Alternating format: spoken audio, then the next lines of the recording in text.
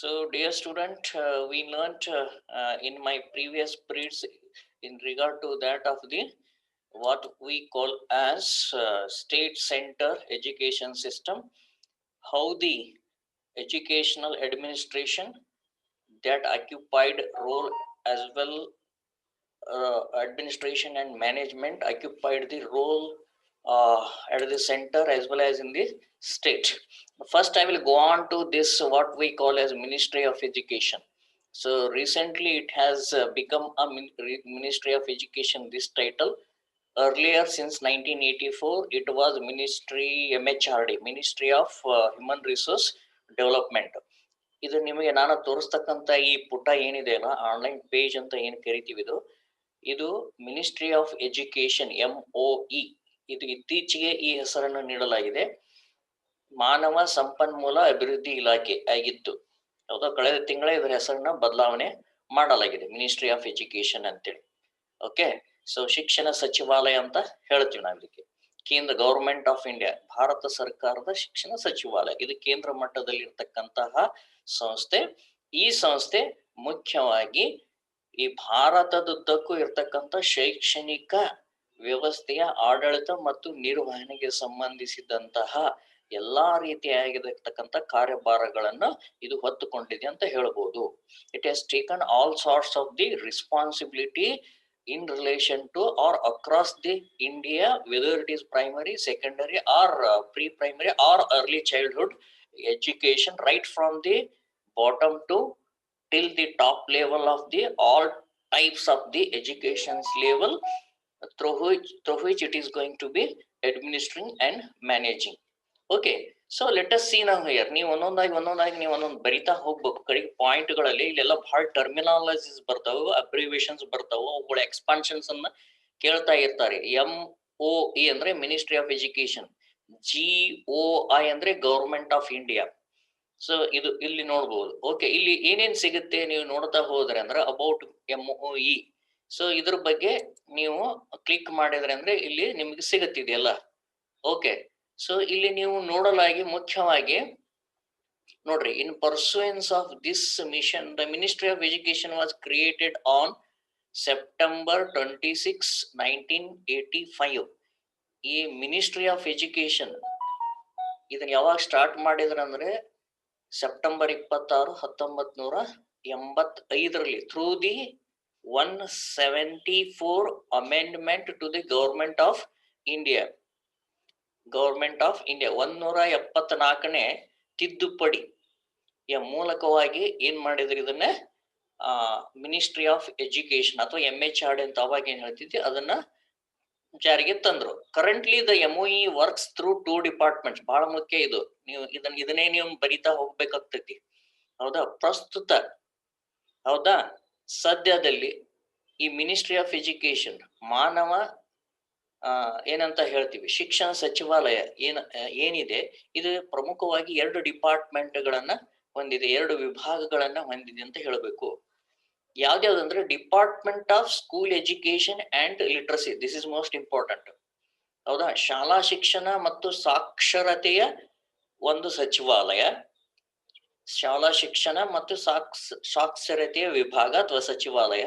ಇನ್ನೊಂದು department of higher education, ಉನ್ನತ ಶಿಕ್ಷಣ ವಿಭಾಗ. ಸೊ ಇವೆರಡನ್ನ ಇದು ಹೊಂದಿದೆ ಅಂತ ಹೇಳ್ತೀವಿ. Okay, I will take directly to the objectives of this one here. The main objectives of the ministry would be, ನಾನೀಗ ವೆಬ್ಸೈಟ್ ನಲ್ಲಿ ಇದ್ದೀನಿ. ಯಾವ ವೆಬ್ಸೈಟ್ ನಲ್ಲಿ ಇದ್ದೀನಿ ಯಾರು ಹೇಳ್ತೀರಿ? ಯಾವ ವೆಬ್ಸೈಟ್ ಪೇಜ್ ನಲ್ಲಿ ಇದ್ದೀನಿ? www.mhrd.government.in. It is a link of which department? Ministry of Education, sir. Government of India. It means that we are studying the Ministry of Education at the central level. Understand my point? Kendra mattadalli at the central level means at the level of central government. Okay, it is the department set in the year of 1985, September 26th. At the topmost level, at the central level, this ministry works and look after all the administrative as well as management activities across the India in connection with the respective education department of the state and the state governments. ಹೌದಾ? ಕೇಂದ್ರ ಈ ಮಟ್ಟದಲ್ಲಿ ಇರ್ತಕ್ಕಂಥ ಈ ಶಿಕ್ಷಣ ಸಚಿವಾಲಯ ಭಾರತದುದ್ದಕ್ಕೂ, ಅಂದರೆ ಪ್ರತಿ ರಾಜ್ಯದ ಶಿಕ್ಷಣ ಇಲಾಖೆ ಮತ್ತು ಈ ಕೇಂದ್ರಾಡಳಿತ ಪ್ರದೇಶದಲ್ಲಿರ್ತಕ್ಕಂಥ ಶಿಕ್ಷಣ ಇಲಾಖೆಯ ಜೊತೆಗೆ ನೇರವಾಗಿರ್ತಕ್ಕಂತಹ ಸಂಬಂಧಗಳನ್ನು ಹೊಂದಿದೆ. ಸೊ ಈ ಉದಾಹರಣೆಗೆ ತೆಗೆದುಕೊಳ್ಳುವುದಾದ್ರೆ, ಕೇಂದ್ರ ಮಟ್ಟದಲ್ಲಿ NCERT ಇತ್ತಪ್ಪ ಅಂದ್ರೆ ಅದಕ್ಕೆ ಕನೆಕ್ಟೆಡ್ ಆಗಿರ್ತಕ್ಕಂತಹ ರಾಜ್ಯ ಮಟ್ಟದಲ್ಲಿ ಇರ್ತಕ್ಕಂತಹ ಡಿಪಾರ್ಟ್ಮೆಂಟ್ಗಳು ಯಾವ್ದಪ್ಪ ಅಂದ್ರೆ SCERTಗಳು. ಹೌದಾ? ಈ SCERTಗಳು ಮತ್ತೆ ಡೈಟ್ ಜೊತೆಗೆ ಸಂಬಂಧವನ್ನು ಹೊಂದಿವೆ. ಸೊ ಹೀಗಾಗಿ ಈ ತರನಾಗಿರ್ತಕ್ಕಂಥ ಒಂದು ಸ್ಟ್ರಕ್ಚರ್ ಅನ್ನ ಕಾಣ್ತೀವಿ. ಈ ಸ್ಟ್ರಕ್ಚರ್ ನಲ್ಲಿ ಮುಖ್ಯವಾಗಿ ಉನ್ನತ ಹಂತದಲ್ಲಿ ಬರ್ತಕ್ಕಂಥದ್ದು ಯಾವುದು ಅಂದ್ರೆ ministry of education. The ministry of education will be top most and the upper level department R the ministry or department what we call as it look after the school education and also related to that of the how to enhance the literacy those who are illiterate and also concerned to that of the higher education. ಶಾಲಾ ಶಿಕ್ಷಣದ ಜೊತೆಗೆ ಇಲ್ಲಿ ಸಾಕ್ಷರತೆಗೆ ಸಂಬಂಧಪಟ್ಟಂತಹ ಒಂದು ಪ್ರಮುಖವಾಗಿರ್ತಕ್ಕಂತ ವಿಭಾಗವನ್ನೇ ತೆಗೆದು ಬಿಟ್ಟಿದ್ದಾರೆ ಅವರು. ಅಂದ್ರೆ ಯಾರ್ಯಾರು ಸಾಕ್ಷರರಿಲ್ಲಲ್ಲ, ನಿಮ್ಗೆ ಗೊತ್ತಿದೆ. So about I think 70% or 74% of the Indians are literate and rest of the citizens are not literate. To make them to educate, to make them to literate persons and individuals, it is having its own personal department. It will look after to make them as a literary person. ಸುಮಾರು 70%ಕ್ಕಿಂತ ಹೆಚ್ಚು ನಮ್ಮ ರಾಷ್ಟ್ರದಲ್ಲಿ ಅನಕ್ಷರಸ್ಥರಿದ್ದಾರೆ. ಉಳಿದಿರ್ತಕ್ಕಂತಹ ಏನ್ 20-25% ಏನ್ students ಇದ್ದಾರೆ ಅಥವಾ ಕಲಿಕಾರ್ಥಿಗಳು ಏನಿದ್ದಾರೆ ಅಥವಾ ಅನಕ್ಷರಸ್ಥರು ಏನಿದ್ದಾರೆ ಅವರನ್ನು ಕೂಡ ಸಾಕ್ಷರರನ್ನಾಗಿ ಮಾಡಲು ಈ ಒಂದು ವಿಭಾಗ ಅಥವಾ ಸಚಿವಾಲಯ ಅಥವಾ ಇಲಾಖೆ ಏನ್ ಮಾಡ್ತಾ ಇದೆ, ಯಾವಾಗಲೂ ಕೂಡ ಪ್ರಯತ್ನವನ್ನ ಮಾಡ್ತಾ ಇದೆ ಅಂತ ಹೇಳಬಹುದು. ಓಕೆ, objectives, ಉದ್ದೇಶ ಏನು? The main objectives of the ministry would be formulating the national education policy. ರಾಷ್ಟ್ರೀಯ ಶಿಕ್ಷಣ ನೀತಿಯನ್ನು ರೂಪಿಸುವುದು, ಇದು ಬಹಳ ಮುಖ್ಯ. ಕೇಳ್ತಾರೆ, ಹಾಗಾದ್ರೆ ಕೇಂದ್ರ ಸರ್ಕಾರದ ಅಥವಾ ಶಿಕ್ಷಣ ಇಲಾಖೆಯ ಉದ್ದೇಶಗಳು ಏನು? What are the objectives of the central education government? First and foremost is the formulation of the national education policy. ಇದಕ್ಕೆ ಹೆಚ್ಚು ಒತ್ತನ್ನ ಕೊಡ್ತಾ ಹೋಗ್ತೀವಿ. The stress will be given to prepare the national education policy and to ensure that it is implemented in letter and spirit. Not only preparing this national education policy, thereafter in compliance to the what are the perspectives hidden in that national education policy, those are to be bring actually in a spirited manner. ಸುಮ್ನೆ national education ಪಾಲಿಸಿಯನ್ನು ತಂದು ಇಟ್ಟುಕೊಂಡ್ರೆ ಆಗಲ್ಲ. ಒಂದು ಜೀವಂತಿಕೆಯಿಂದ ಅದನ್ನ ಜಾರಿಗೆ ತರ್ತಕ್ಕಂತಹ ಜವಾಬ್ದಾರಿ ಕೂಡ ಕೇಂದ್ರ ಸರ್ಕಾರದ ಶಿಕ್ಷಣ ಇಲಾಖೆಗೆ ಸಂಬಂಧಪಟ್ಟಂತದ್ದಾಗಿದೆ. Next one, plan development including expanding access and improving quality of the educational institution throughout the country, including the regions where people do not have easy access to the education. See here, planned development should be there. If there is a certain plan, so there are the certain objects are to be achieved with respect to what are the possible paths are to be considered. That plan should be made according to the achievable things, achievable objectives. So ಇಲ್ಲಿ ಒಂದು ಮೊದಲನೇದಾಗಿ ಒಂದು plan ಅನ್ನ ಅಭಿವೃದ್ಧಿ ಪಡಿಸುವುದು ಅಥವಾ ತಯಾರು ಮಾಡೋದಾಗಿರ್ಬೋದು, including the expanding excesses. So we have to go on expand with respect to the changes whatever happening, and that has to be get expanded and reach to the last person in even in the remote areas, even in the hilly areas, even in the coastal areas. So ಯಾವ್ದಾದ್ರು ಗುಡ್ಡ ಪ್ರದೇಶದಲ್ಲಿ ಇರ್ತಕ್ಕಂಥ ಕೊನೆಯ ವ್ಯಕ್ತಿಗಳಿಗೂ ಏನ್ ಸಿಗ್ಬೇಕಾಗ್ತೈತಿ, ಶಿಕ್ಷಣ ಅನ್ನೋದು ಸಿಗ್ಬೇಕಾಗ್ತೈತಿ. ಈ expanding express ವಿಸ್ತರಣೆ ಮಾಡತಕ್ಕಂತಹ ಸೌಲಭ್ಯಗಳು ಸಿಗುವಂತೆ ಮಾಡತಕ್ಕಂತಹ ಜವಾಬ್ದಾರಿ ಯಾವ್ದು ಕೇಂದ್ರ ಸರ್ಕಾರ ಆಗಿದೆ. Thereafter also improving quality of the educational institution through the country. ಬರೀ ಶಿಕ್ಷಣ ಸಿಗುದು ಅವ್ರು ಸಿಕ್ತಂತಲ್ಲ, to what extent we are delivering and imparting education throughout the country and through that of the educational institutions. ಈ ಒಂದು ರಾಷ್ಟ್ರದಲ್ಲಿ ಇರ್ತಕ್ಕಂತಹ ಪ್ರತಿಯೊಬ್ಬರಿಗೂ ಶಿಕ್ಷಣ ಸಂಸ್ಥೆಗಳಿಗೂ ಕೂಡ ಏನ್ ಮಾಡಬೇಕಾಗ್ತೈತೆ ನಾವು ಶಿಕ್ಷಣ ನೀಡುವಂತೆ ವ್ಯವಸ್ಥೆಗೊಳಿಸಬೇಕು, ಪ್ರತಿಯೊಬ್ಬರಿಗೂ ಸಿಗ್ಬೇಕು. ಅಷ್ಟೇ ಅಲ್ಲ, ಗುಣಾತ್ಮಕವಾಗಿರ್ತಕ್ಕಂತಹ ಅವರ ಒಂದು ಶಿಕ್ಷಣ ಸುಧಾರಣೆಗೆ ಸಂಬಂಧಪಟ್ಟಿರ್ತಕ್ಕಂತಹ ಪ್ಲಾನ್ ಅನ್ನ, ಯೋಜನೆಯನ್ನ ಸಿಗುವಂತೆ ಮಾಡ್ತಕ್ಕಂಥದ್ದಾಗಿರ್ತದೆ. Including the areas and regions where the people do not have easy access to the education. Say for example, it is very highly difficult to reach the education system, especially to that of the hilly areas, interior regions, rural areas and villages. ಈಗ ನೀವು ಯಾಕೆ join ಆಗ್ತಾ ಇಲ್ಲ ಅಂತ ನಾನು ನಿಮ್ಗೆ ಏನಾರ ಕೇಳಿದ್ರಂದ್ರೆ ಬಹಳ ಜನಕ್ಕೆ ಅವ್ರು ಏನ್ ಹೇಳ್ತಾರೆ, ರೂರಲ್ ಅಲ್ಲಿ ನೆಟ್ವರ್ಕ್ ಬರ್ತಾ ಇಲ್ಲ. ಕರೆಕ್ಟ್ ಇದೆ, ಅದು to some extent it is true. ಹಾಗಾದ್ರೆ ಅದನ್ನ ಜಾರಿಗೆ ಮಾಡಬೇಕಾಗಿರ್ತಕ್ಕಂಥ ಜವಾಬ್ದಾರಿ ಯಾರ್ದು? ಸರ್ಕಾರಗಳದಾಗಿದೆ. ಈ ದಿಶೆಯಲ್ಲಿ ಅವ್ರು ಚಿಂತನೆ ಮಾಡಬೇಕು. Government has to think after and look after what are the issues which are obstructing to reach and expand the education to these target places, interior places for the vibrant classes. Okay, ಈ ಯಾರಿಗೆ ಸಿಗ್ತಾ ಇಲ್ಲ ನೋಡ್ರಿ, ಕೆಲವರಿಗೆ currency ಇಲ್ಲ ಅಂತ ಹೇಳ್ತೀರಿ ಬಡ ಜನರಿಗೆ. ಹಾಗಾದ್ರೆ ಅದನ್ನ ವ್ಯವಸ್ಥೆ ಮಾಡ್ಬೇಕಾಗಿರೋದು ಸರ್ಕಾರದ ಕೆಲಸ ಆಗಿರ್ತೈತಿ. ಈ ದಿಶೆಯಲ್ಲಿ ಅವ್ರು ಪ್ಲಾನ್ ಮಾಡ್ಬೇಕಾಗ್ತೈತಿ. ಈ ದಿಶೆಯಲ್ಲಿ ಅವರು ಒಂದು ಯೋಜನೆಯನ್ನ ಮಾಡಬೇಕಾಗ್ತೈತಿ. ಈ ದಿಶೆಯಲ್ಲಿ ಅವರು ಶಿಕ್ಷಣವನ್ನ ಒಂದು ಶಿಕ್ಷಣದ ಗುಣಾತ್ಮಕತೆಯನ್ನ ನೀಡುವಂತ ಕಾರ್ಯವನ್ನ ಮಾಡಬೇಕಾಗ್ತೈತಿ. So therefore paying special attention to disadvantaged group like poor, females and minorities. ಬರೀ ಇವ್ರಿಗೆ ಅಷ್ಟೇ ಅಲ್ಲ, ಯಾವುದು ಇವ್ರ ಜೊತೆಗೆ ಬಡವರು ಯಾರಿದ್ದಾರೆ, ಹೌದಾ, ಮಹಿಳೆಯರು. ಇವತ್ತಿನವರೆಗೂ ಕೆಲವೊಂದು ಕಮ್ಯುನಿಟಿಯಲ್ಲಿ, ಸಮಾಜದಲ್ಲಿ ಮಹಿಳೆಯರಿಗೆ ಪ್ರಾಶಸ್ತ್ಯತೆ ಇಲ್ಲ. ಶಿಕ್ಷಣವನ್ನು ಕೊಡೋದಕ್ಕೆ ಅವ್ರು ಏನ್ ಮಾಡ್ತಾ ಇದ್ದಾರೆ, ಹಿಂದೇಟು ಹಾಕ್ತಾ ಇದ್ದಾರೆ. ಸರ್ಕಾರ ಅದಕ್ಕೇನ್ ಮಾಡ್ಬೇಕಾಗ್ತೈತಿ, ಹಲವಾರು ರೀತಿಯಾಗಿರ್ತಕ್ಕಂಥ ಕ್ರಮಗಳನ್ನ ಕೈಗೊಳ್ಬೇಕಾಗ್ತೈತಿ. ಅವ್ರು ಹಿಂದುಳಿದವ್ರು ಇರ್ಬೋದು, ಅಥವಾ ಬೇರೆ ಬೇರೆ ಜಾತಿಯವ್ರು ಇರ್ಬೋದು, ಬೇರೆ ಬೇರೆ ಧರ್ಮದವ್ರು ಇರ್ಬೋದು, ಅಥವಾ ಯಾವುದೇ ಪ್ರದೇಶಕ್ಕೆ ಒಳಪಟ್ಟಿರ್ತಕ್ಕಂಥ ಜನ ಇರಬಹುದು, ಎಲ್ಲಕ್ಕಿಂತ ಮಿಗಿಲಾಗಿ ಬಡವರಾಗಿರ್ಬೋದು. So government has to make access, so expand the access to these classes, may be poor, economically poor, or the linguistic minorities, or religious minorities, or the women, or the girl. So the government has to pay special attention towards this one. So ಕೇಂದ್ರ ಸರ್ಕಾರ ಈ ತರನಾಗಿ ಮಾಡ್ತಾ ಇದೆ. ಅದಕ್ಕೆ ಸಾಕಷ್ಟು scholarship ಗಳನ್ನು ಕೊಡ್ತಾ ಇದೆ. ನಿಮಗೆ ರೋಸ್ಟರ್ ಪದ್ಧತಿ ಸಿಗ್ತಾ ಇದೆ. ಎಲ್ಲಾ ಕಡೆನೂ ಕೂಡ ಈಗ ಮಹಿಳಾ ವಿಶ್ವವಿದ್ಯಾಲಯಗಳಾಗ್ತಾ ಇದಾವು, ಶಾಲೆಗಳಾಗ್ತಾ ಇದಾವು, ಜೊತೆಗೆ ಹಲವಾರು ಸಂಘ ಸಂಸ್ಥೆಗಳು ಹುಟ್ಟುಕೊಳ್ತಾ ಇರೋದು. This is happened because of these initiations by the central government.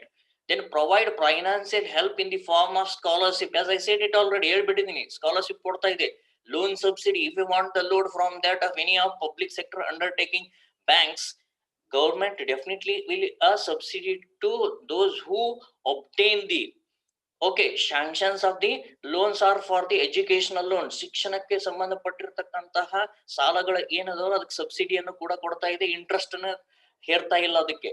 The government would not levy the interest on whatever the education loan borrowed from that of the bank by the particular student. Okay, next one is loan subsidy etc. to deserving students who deprived section of the society. ಹಿಂದುಳಿದ ವಂಚಿತ ಸಮುದಾಯ ಅಂತ ಏನು ಹೇಳ್ತೀವಿ, deprived sections, deprived class, what we are saying, they are not at all accessing the education. That kind of the whatever the community or the caste or color or any geographical region society. So definitely the government, it is going to expanding access to such deserving student. ಅರ್ಹ ವಿದ್ಯಾರ್ಥಿಗಳಿರ್ತಾರೆ, ಅರ್ಹ ವಿದ್ಯಾರ್ಥಿಗಳು ಅವ್ರು ವಂಚಿತರಾಗಬಾರ್ದು ಅಂತ ಹೇಳಿ ಸರ್ಕಾರ ಏನ್ ಮಾಡ್ತಾ ಇದೆ, ಕೇಂದ್ರ ಸರ್ಕಾರ ಪ್ರಯತ್ನ ಪಡ್ತಾ ಇದೆ. Encouraging international cooperations in the field of education, including working closely with UNESCO and foreign governments as well as universities to enhance the educational opportunities in the country. See here, so as this world is, what we are talking here is now competing with the each other countries. So therefore our standard of education should set in such a way that we should not supposed to think of within this state or within this country or within this of our own community competitions. So we have to think of to prepare each and every individual to educate to compete with the global individual or compete with the persons who are in the same sector of the other countries. So ಹೀಗಾಗಿ UNESCO ಜೊತೆಗೆ ಒಪ್ಪಂದವನ್ನ ನಾವು ಮಾಡ್ಕೋತಾ ಇದೀವಿ. There are number of programs launched in collaborations with the UNESCO as well as the other foreign government and other universities of the rest of the country to make the educational opportunities which are to available to our Indians. So UNESCO ಜೊತೆಗೆ ಅಷ್ಟೇ ಅಲ್ಲ, ಇನ್ನಿತರ ರಾಷ್ಟ್ರದ ಇನ್ನಿತರ ದೇಶಗಳ ಅಥವಾ ಇನ್ನಿತರ ದೇಶಗಳಲ್ಲಿರ್ತಕ್ಕಂತಹ ಯೂನಿವರ್ಸಿಟಿಗಳ ಅಥವಾ ಶಿಕ್ಷಣ ಸಂಸ್ಥೆಗಳ ಜೊತೆಗೆ ಒಪ್ಪಂದವನ್ನು ಮಾಡಿಕೊಂಡು ರಾಷ್ಟ್ರದ ಶೈಕ್ಷಣಿಕ ವ್ಯವಸ್ಥೆಯಲ್ಲಿ ಸಾಕಷ್ಟು ವಿಪುಲವಾದ ಶಿಕ್ಷಣದ ಅವಕಾಶಗಳನ್ನು ಕೇಂದ್ರ ಸರ್ಕಾರ ಮಾಡ್ತಾ ಇದೆ. ಸೊ ಈ ರೀತಿಯಾಗಿ ಕೇಂದ್ರ ಸರ್ಕಾರದಲ್ಲಿರ್ತಕ್ಕಂತಹ ಅಂಶಗಳನ್ನ ನಾವು ಉದ್ದೇಶಗಳನ್ನ ಮುಖ್ಯವಾಗಿ ಅದರ ವಿಭಾಗಗಳನ್ನ ನೋಡಿದೀವಿ. ನೀವು ಒಂದ್ಸರಿ ಈ ವೆಬ್ಸೈಟ್ ಹೋದ್ರೆ ಅಂದ್ರೆ ಎಲ್ಲರೂ ಸಿಗ್ತಾರೆ. ಇವ್ರು ಯಾರ್ಯಾರು ಇದಾರೆ ನೋಡಬಹುದು. ಮಿನಿಸ್ಟರ್ ಯಾರಿದ್ದಾರೆ ಹೇಳಿ? ಮುಖ್ಯವಾಗಿ the ministry of education at the central level is Shri Ramesh Pokhriyal Nishank. So ಇವ್ರಿದ್ದಾರೆ. ಇವ್ರ ಅಡಿಯಲ್ಲಿ ನಿಮ್ಗೆ ಯಾವ ತರ ಇದೆ ನೋಡಬಹುದು ನೀವು ಇಲ್ಲಿ. ಇವ್ರ ಸೆಕ್ರೆಟರಿ ಯಾರು ಅಂತ ಒಂದ್ಸರಿ ನೀವು ವೆಬ್ಸೈಟ್ ಹೋಗಿ ನಿಮ್ಗೆಲ್ಲ ಗೊತ್ತಾಗುತ್ತೆ. Next minister of state for education, ಇವರಿಗೆ ಸಹಾಯಕರಾಗಿ ರಾಜ್ಯ ಶಿಕ್ಷಣ ಸಚಿವರು ಇರ್ತಾರೆ ಅಲ್ಲಿ ಕೂಡ. ಹೌದಾ? ಯಾರು ಅಂದ್ರೆ ಶ್ರೀ ಸಂಜಯ್ ಧೋತ್ರೆ. ಓಕೆ, ಇವರಿಗೆ ಸಹಾಯಕರಾಗಿ ಇವರು ಕೆಲಸ ಮಾಡ್ತಿದ್ದಾರೆ. ಇವರಿಗೆ ಸೆಕ್ರೆಟರಿಗಳು ವಿಭಾಗಗಳು ಯಾವ್ಯಾವ ವಿಧಾನವನ್ನು ನೀವು ಈ ತರನಾಗಿ ನೋಡ್ಬೋದು. ಓಕೆ, ಒಂದ್ಸರಿ ಹೋಗಿ ಆಮೇಲೆ ವಾಪಸ್ ಒಂದ್ಸರಿ ಬರ್ರಿ. Okay, so next we shall move on to our own what we call as 1 minute. Fine. So this thing I will open my Microsoft learning management system, wherein you will find what are the other main perspectives or the issues to learn in the central level of the administration, that will come to know it through this Microsoft our learning management system. ಈ Microsoft the learning management system ಅಂತ ಏನಿದೆಯಲ್ಲ, ಇದರ ಅಡಿಯಲ್ಲಿ ನಾವೇನ್ ಮಾಡೋಣ, ಒಂದೊಂದಾಗಿ ನಾವು ತಿಳ್ಕೊಳ್ಳೋಣ ಇಲ್ಲಿ ಏನಿದೆ ಹಾಗಾದ್ರೆ ಅಂತಕ್ಕಂಥ ಅಂಶಗಳು. ಓಕೆ, ಸೊ ಇಲ್ಲಿ ನಾವು ನೋಡೋದಾಗಿ ಮುಖ್ಯವಾಗಿ MHRD ಅಲ್ಲಿ ಯಾವ ರೀತಿಯಾಗಿರ್ತಕ್ಕಂಥ ಅಂಶಗಳು ನಮ್ಗೆ ಕಾಣಿಸ್ತಾವೆ ಇಲ್ಲಿ. So it is taking some time to download all these aspects as we are accessing through this online features. ನಿಮಗೆ ಗೊತ್ತಿದೆ structure of educational administration at the central government level in India. ಹೌದಾ? ಭಾರತದ ಕೇಂದ್ರ ಸರ್ಕಾರದ ಹಂತದಲ್ಲಿ ಶೈಕ್ಷಣಿಕ ಆಡಳಿತದ ರಚನೆ ಹೇಗಿದೆ ಈಗಾಗಲೇ ಹೇಳಿದೆ ನಾನು. 26 September 1985 ಇದನ್ನ ನೋಡಿದೀವಿ. The ministry has 2 departments, Department of School Education and Literacy ಇದನ್ನು ನೋಡಿದೀವಿ, and Higher Education, and Department of Education, School Education and Literacy. There are subdivisions, namely this is most important. Again ನೀವು ಮತ್ತೆ ಏನ್ ಮಾಡ್ತಾ ಹೋಗ್ತೀವಿ ನಾವು ಇಲ್ಲಿ, 2 ಪ್ರಮುಖವಾಗಿರ್ತಕ್ಕಂತಹ ವಿಭಾಗಗಳು, ಉಪವಿಭಾಗಗಳನ್ನ ನಾವು ಕಾಣ್ತೀವಿ. ಯಾವುದರಲ್ಲಿ? ಮೊದಲನೇದರಲ್ಲಿ department of school education and literacy. ಇದನ್ನ ನೀವು ಗಮನದಲ್ಲಿ ಇಟ್ಕೋಬೇಕು. ಒಂದು ಎಲಿಮೆಂಟರಿ ಎಜುಕೇಶನ್. ಎಲಿಮೆಂಟರಿ ಎಜುಕೇಶನ್ ಅಂದ್ರ ಮೂಲ ಶಿಕ್ಷಣ. ಮೂಲ ಶಿಕ್ಷಣ ಯಾವಾಗ್ಲೂ ಎಲ್ಲಿರ್ತೈತಿ? ಪ್ರಾಥಮಿಕ ಮತ್ತು ಮಾಧ್ಯಮಿಕ ಶಿಕ್ಷಣ ಹಂತದಲ್ಲಿ ಕಂಡು ಬರ್ತೈತಿ, ಅಥವಾ ಪ್ರಾಥಮಿಕ ಶಿಕ್ಷಣ ಅಂತ ಒಟ್ಟಾರೆಯಾಗಿ ಹೇಳ್ತೀವಿ ನಾವು. ಸೆಕೆಂಡರಿ ಎಜುಕೇಶನ್ ಅಂದ್ರೆ secondary education and adult education, ಪ್ರಾಥಮಿಕ ಶಿಕ್ಷಣ ಮತ್ತು ವಯಸ್ಕ ಶಿಕ್ಷಣ, ಈ ವಿಭಾಗಗಳನ್ನ ಇದು ಒಳಗೊಂಡಿದೆ ಅಂತ ಹೇಳ್ಬೋದು. ಇಲ್ಲಿ ಎಲ್ಲರೂ hello, okay fine. elementary education at the pre-primary stage, that is from 0 to 6 years, there is the attempt to establish linkage between the early childhood care and education. ECCE, these are the very important terminologies that you have to concentrate on it. Okay, childhood care, ನಿಮಗೆ ಗೊತ್ತಿದೆ. The ಈ early childhood care ಅಂದ್ರೆ ಬಾಲ್ಯ ಪೂರ್ವ ಒಂದು, ಹೌದಾ, ಕಾಳಜಿ ಮಾಡತಕ್ಕಂಥದ್ದು ಶಿಕ್ಷಣ ಅಂತಕ್ಕಂಥದ್ದು. ನೀವೇನೀಗ LKG UKG ಅಂತ ಏನ್ ಹೇಳ್ತಿರ್ತಿರಲ್ಲ, ಇವೆಲ್ಲ early childhood care and education system ನಲ್ಲಿ ಒಳಪಡ್ತಾ ಇದಾವೆ. ಓಕೆ, ಬಾಲ್ಯ ಪೂರ್ವ ಕಾಳಜಿ ಮತ್ತು ಶಿಕ್ಷಣ, ಹೌದಾ. ಸೊ ಇದಕ್ಕೆ ಏನಂತ ಕರಿತೀವಿ, early childhood care and education, ECCE. These type of these abbreviations are go on repeating there afterwards, now afterwards. ಇವು ಮತ್ತೆ ಬರ್ತಾ ಇರ್ತವೆ, ಬಹಳಷ್ಟು ಗಮನದಲ್ಲಿ ಇಟ್ಕೋರಿ ನೀವು ಇವೆಲ್ಲ. ಓಕೆ,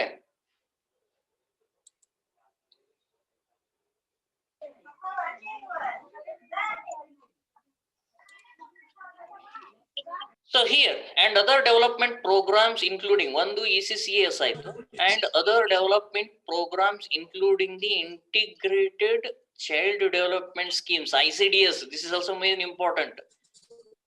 ಸಮಗ್ರ ಮಕ್ಕಳ ಅಭಿವೃದ್ಧಿ ಯೋಜನೆ, ICDS, ಸಮಗ್ರ ಮಕ್ಕಳ ಅಭಿವೃದ್ಧಿ ಯೋಜನೆ, for which Balwadis, Anganwadis or daycare centers are run by government, NGOs and state government. So listen here, the government, especially the state government, non-government organizations, ಸರ್ಕಾರೇತರ ಸಂಸ್ಥೆಗಳು and state government. Okay, central government ಬರುತ್ತೆ, state government ಬರುತ್ತೆ, NGOಗಳು ಅಂತ ಕರಿತೀವಿ. ಇವೆಲ್ಲವುಗಳು ಇವತ್ತೇನ್ ಮಾಡ್ತಾ ಇದಾವು, ಈ ಎರಡು ಸ್ಕೀಮ್ ಏನದಾವು, ECC ಮತ್ತು ICDS, ಬಾಲವಾಡಿ ಅಥವಾ ಅಂಗನವಾಡಿಗಳ ಮೂಲಕ, or else through that of the daycare center, they are providing the education.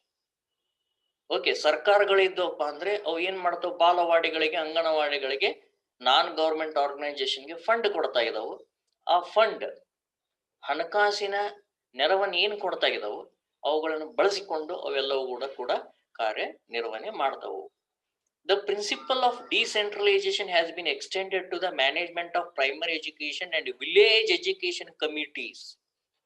This is most important. Principle of decentralization, ಹೌದಾ. ಈ ವಿಕೇಂದ್ರೀಕರಣ ಮಾಡಬೇಕನ್ನುವ ಒಂದು ಸೂತ್ರ ಏನಂತ ಇದೆ ಅಂತ ಹೇಳ್ತೀವಲ್ಲ, ಇದು ಯಾರ್ಯಾರಿಗೆ ನೀಡಲಾಗಿದೆ ಅಂದ್ರೆ, ವಿಸ್ತರಿಸಲಾಗಿದೆ ಅಂದ್ರೆ, it is extended, it is given to the management of primary education. You go to the any school of the private and they are going to making their own decisions by utilizing this decentralization. ಸರ್ಕಾರವೇ ಎಲ್ಲಾ ಕಡೆನೂ ಕೂಡ ಬಂದು administration ಮಾಡಕ್ಕಾಗಲ್ಲ. ಕೆಲವೊಂದು ಅಧಿಕಾರಗಳನ್ನ ಏನ್ ಮಾಡಿದೆ, ಅದು ಮ್ಯಾನೇಜ್ಮೆಂಟ್ಗೂ ಕೊಟ್ಟಿದೆ. If there are the government school at the village level or at the any community level, there are the committees named as village education committees, ಹೌದಾ. ಕೆಲವೊಂದು ಕಮಿಟಿಗಳಿಗೆ ಕೊಟ್ಟಿದೆ, SDMC, school development and management ಅಂತ ಕರಿತೀವಿ. ಅದು ಪ್ರತಿ ಶಾಲೆಯಲ್ಲಿ ಇದೆ, ಅದು ಗೌರ್ಮೆಂಟ್ ಶಾಲೆಗಳಲ್ಲಿ. ಆ ಶಾಲೆಗಳಲ್ಲಿ ಏನ್ ಮಾಡ್ತಾ ಇದ್ದಾರೆ ಅಂತಂದ್ರೆ, ಶಾಲಾ ಅಭಿವೃದ್ಧಿ ಮತ್ತು ನಿರ್ವಹಣಾ ಸಮಿತಿಗೆ ಅಧಿಕಾರಗಳನ್ನು ಕೊಟ್ಟಿದ್ದಾರೆ. The headmaster unanimously should not take any kind of the decisions without consultation of SDMC of 15-member group. ಈ ವಿಲೇಜ್ ಎಜುಕೇಶನ್ ಕಮಿಟಿ SDMC ಇದು ನೇರವಾಗಿ ಮುಖ್ಯ ಶಿಕ್ಷಕರು, ಹೆಡ್ ಮಾಸ್ಟರ್ ಏನಿರ್ತಾರೆ, ಅವ್ರು ಕೆಲವೊಂದು ನಿರ್ಧಾರಗಳನ್ನು ತೆಗೆದುಕೊಳ್ಬೇಕಾದ್ರೆ ಅವ್ರು ಕನ್ಸಲ್ಟೇಷನ್ ಮಾಡಲೇಬೇಕು. In that SDMC, the parents of that particular students who are learning, they will be in that particular committee. The parents of the students who are studying in that particular rural area schools, they will be allowed to become the opportunity to become the village education committee member, maybe president, maybe secretary, maybe according to that of the setup norms by the government. ಸರ್ಕಾರ ಯಾವ ರೀತಿಯಾಗಿ ಸಂರಚನೆ ಇರಬೇಕು ಅಂತ ಹೇಳಿ ಕೊಟ್ಟಿದ್ಯೋ ಅದರ ಅಡಿಯಲ್ಲಿ ಅವ್ರು ಏನ್ ಮಾಡ್ಬೇಕಾಗ್ತೈತಿ, ಈ ಒಂದು ಇದಕ್ಕೆ ಜಾಯಿನ್ ಆಗ್ಬೇಕಾಗ್ತೈತಿ. ಓಕೆ, ವಿಲೇಜ್ ಕಮಿಟಿಗೆ ಮಾಡಬೇಕಾಗ್ತೈತಿ, SDMC ಅಂತ. These committees are responsible for the enrolment and retention of the children in the school. ಒಂದು ಏನ್ ಮಾಡ್ಬೇಕಾಗ್ತೈತಿ ಅಂದ್ರೆ, ಈ ಕಮಿಟಿಗಳು ಒಂದು ದಾಖಲಾತಿಯನ್ನು ಹೆಚ್ಚಿಸಬೇಕು, ಮಕ್ಕಳನ್ನ ಶಾಲೆಗೆ ಕರೆದುಕೊಂಡು ಬರುವಂತೆ ಮಾಡಬೇಕು, ಬಂದಿರತಕ್ಕಂತ ಮಕ್ಕಳನ್ನ ಶಾಲೆಯಲ್ಲಿ ಉಳಿಸಿಕೊಳ್ಳುವಂತೆ ವ್ಯವಸ್ಥೆ ಮಾಡಬೇಕು. They have to retain it in the schools. They should not become the dropouts throughout this academic year. This is one. First one is enrollment, second one is retention, ಶಾಲೆಯಲ್ಲಿ ಉಳಿಸಿಕೊಳ್ಳುವುದು. ಮೊದಲು ದಾಖಲಾತಿ, ಶಾಲೆಯಲ್ಲಿ ಉಳಿಸಿಕೊಳ್ಳುವುದು, ನಂತರದಲ್ಲಿ supervising the functions of the schools. Maybe number of functions will be there. Okay, that SDMC has to make all the functions and check the teacher absenteeism and mobilize the additional resources for the schools. See, for example, the government teachers sometimes may come to the school, sometimes they are not punctual. In that case, they have to look after all these teachers, whether they are punctually doing their responsibility or not. ಅದನ್ನ ನೋಡ್ಕೋಬೇಕಾಗ್ತೈತಿ. ಹೌದಾ? Enrolment ಅಷ್ಟೇ ಅಲ್ಲ, supervision ಅಷ್ಟೇ ಅಲ್ಲ, ಅವರು teachers ಅಬ್ಸೆಂಟಿಸಮ್ ಮೇಲಿಂದ ಮೇಲೆ ಅವ್ರು ಏನಾದ್ರು, so if there absenteeism recurs, they can report it to the government and mobilize additional resources for the schools. Not only this one. See, government alone cannot do anything to that of the community, but even though it is to the maximum extent, and nowadays government is giving all sorts of the help to the students. ಹೌದಾ? ಈಗ mobilise additional resources for the schools. ಈಗ ಶಾಲೆಗಳಿಗೆ ಏನ್ ಬೇಕಾಗ್ತೈತಿ, ಕೆಲವೊಂದು ಸಂದರ್ಭಗಳಲ್ಲಿ ಸರ್ಕಾರ ಹಣ ಕೊಡ್ತಾ ಇದೆ, ಟೀಚಿಂಗ್ ಏಡ್ಗಳನ್ನು ಕೊಡ್ತಾ ಇದೆ, ಸೌಲಭ್ಯಗಳನ್ನು ಕೊಡ್ತಾ ಇದೆ, ಟಾಯ್ಲೆಟ್ಗಳನ್ನು ಕಟ್ಟಿಸಿ ಕೊಡ್ತಾ ಇದೆ, ನೀರಿನ ವ್ಯವಸ್ಥೆ ಇರೋದಿಲ್ಲ ಕೆಲವು ಸಂದರ್ಭದಲ್ಲಿ. ಹಾಗಾದ್ರೆ ಏನ್ ಮಾಡ್ಬೇಕು ಅವಾಗ? So therefore such additional resources for the schools has to be taken by that of the school. ಕೆಲವೊಂದು ಸಂದರ್ಭದಲ್ಲಿ ಸಮುದಾಯದ ಪಾತ್ರನೂ ಕೂಡ ಬಹಳಷ್ಟು ಪ್ರಮುಖವಾಗಿರ್ತೈತಿ. ಸಮುದಾಯವು ಇನ್ವಾಲ್ವ್ ಆಗ್ಬೇಕಾಗ್ತೈತಿ. ಹೌದೇ? ಅವರು ಕೂಡ ಬರೀ ಏನ್ ಬಿಡು ಗೌರ್ಮೆಂಟ್ ಇದೆ ಅವರೇ ಎಲ್ಲ ಮಾಡ್ಕೊಲಿ ಅಂತಲ್ಲ. ತಮ್ಮ ಮಕ್ಕಳ ಸಲುವಾಗಿ ಇರೋದ್ರಿಂದ, ತಮ್ಮ ಮಕ್ಕಳಿಗೆ ಶಿಕ್ಷಣ ಇಲ್ಲಿ ಕೊಡೋದ್ರಿಂದ, ಆಯಾ ಪಾಲಕರೇ SDMC ಅಥವಾ ವಿಲೇಜ್ ಎಜುಕೇಶನ್ ಕಮಿಟಿಯಲ್ಲಿ ಇರೋದ್ರಿಂದ ಅದು ಅವರ ಮಕ್ಕಳಿಗೆ ನೀಡತಕ್ಕಂತ ಸೌಲಭ್ಯವಾಗಿದೆ. So therefore community participation is given. Decentralized powers are allocated to all the parents of the children who are studying in that particular specified school. The attempts have been made to elicit community participation not only in the preparation of the educational plans, but also in the administration of education, including the mobilization of the resources. Next one, secondary education and adult education. At the national level, Kendriya Vidyalaya Sangatana New Delhi runs the Kendriya Vidyalayas, central government schools called as, while the Navodaya Vidyalaya Samiti New Delhi runs the Jawahar Navodaya Vidyalayas. New Kendriya ವಿದ್ಯಾಲಯ ಸಂಘಟನಾ ಅಂತಿದೆ ಕೇಂದ್ರದಲ್ಲಿ, new Delhi ಇದೆ. ಅದು ಕೆಲವೊಂದು ಕೇಂದ್ರೀಯ ವಿದ್ಯಾಲಯಗಳನ್ನ ನಡೆಸ್ತಾ ಇದೆ, central school ಅಂತ ಹೇಳ್ತೀವಿ. ಅದೇ ರೀತಿ ಜವಾಹರ್ ವಿದ್ಯಾಲಯ ಸಮಿತಿ, ನವೋದಯ ವಿದ್ಯಾಲಯ ಸಮಿತಿ ನ್ಯೂ ಡೆಲ್ಲಿ, ಇದು ಜವಾಹರ್ ನವೋದಯ ವಿದ್ಯಾಲಯಗಳನ್ನ ನಡೆಸ್ತಾ ಇದೆ. So these are directly the central government has taken its own initiation to run school under its direct control. ನೇರವಾಗಿ ಇವು ಕೇಂದ್ರ ಸರ್ಕಾರದ ಶಿಕ್ಷಣ ಇಲಾಖೆಯ ಸುಪರ್ದಿಯ ಅಡಿಯಲ್ಲಿ ಏನ್ ಮಾಡ್ತಾವು, ಕೆಲಸಗಳನ್ನ ಮಾಡ್ತಾ ಹೋಗ್ತಾವು. The central government of secondary education New Delhi functions under the overall supervision of the Department of Education, Ministry of Human Resource Development and Government of India. The CBSE, it is a statutory body and the central government has taken initiations to function independently under that of the education ministry. ಹೌದಾ? ಕೇಂದ್ರೀಯ ಮಾಧ್ಯಮಿಕ ಶಿಕ್ಷಣ ಮಂಡಳಿ CBSE, ಬಹಳ ಮುಖ್ಯ ಇದೆ ಇದು. CBSE ಕೇಂದ್ರೀಯ ಮಾಧ್ಯಮಿಕ ಶಿಕ್ಷಣ ಮಂಡಳಿ.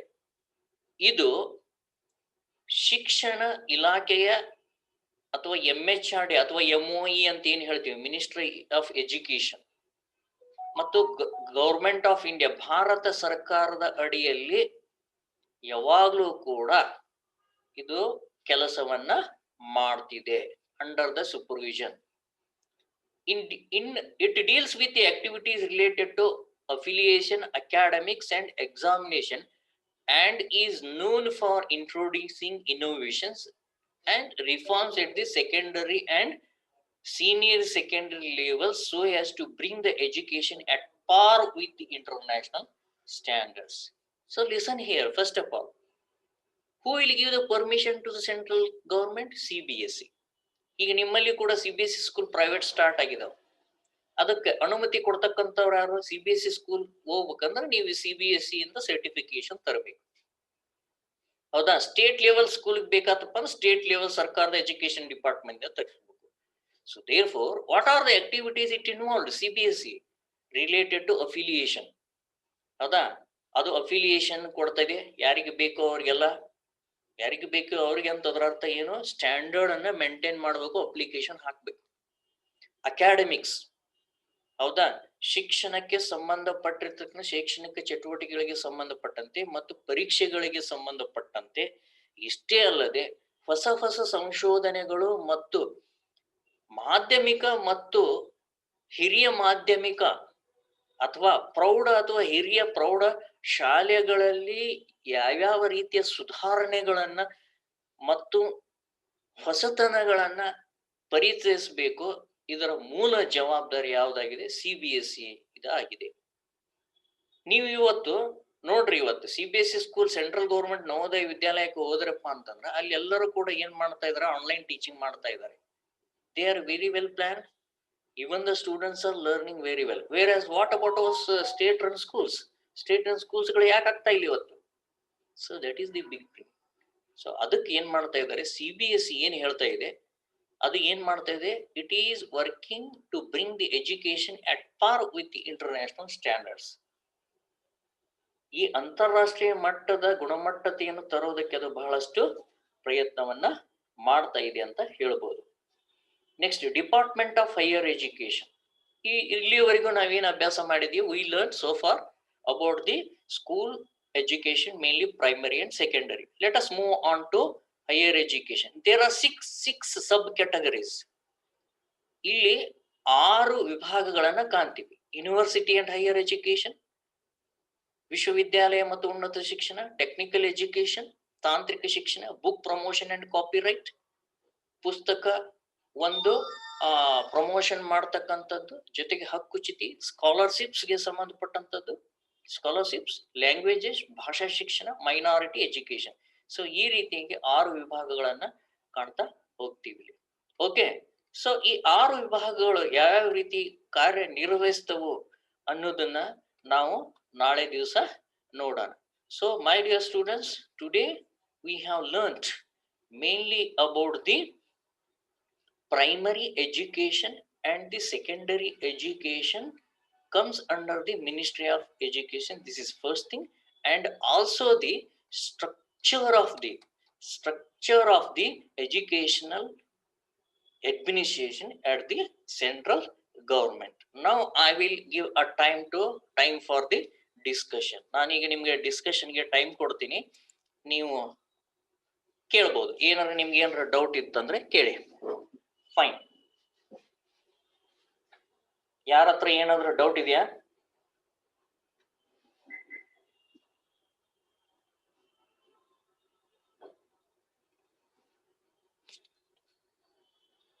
Vijay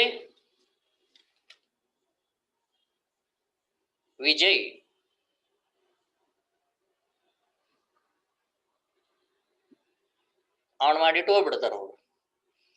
okay, fine. ಟ್ರಿಪಲ್